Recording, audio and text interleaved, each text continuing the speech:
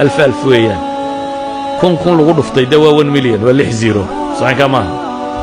wuxuu nabigu leeyahay ninka markuu suuqa galayo maalintii tijaarada uu ku sii socdo intan akhriya 1 milyan oo ajara waa loo qorayaa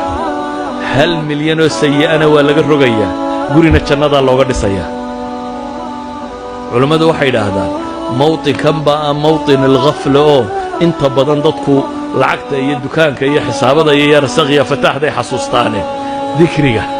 ma xasuustaan bay yiraahdaan yani waa mawdicaan qofku inta badan waxay yiraahdaan cibaadaadku amaakin al-ghafla iyo awqaat al-ghafla iyo kuwaasi cibaadaadku ajarkoodu wuu xoogaysmaa waayo qofkana waxay tilmaamaysaa qof ilaahay ku xidhan subxaanahu wa tacaala inuu yahay marka qofka markuu suuqa galayo sida tan yiraahdaa milyan xasanadood na waa loo qorayaa milyan sayaana waa laga rogayaa guri janneedna waa loo dhisayaa buu nabigu tilmaamay calayhi salaatu wasalaam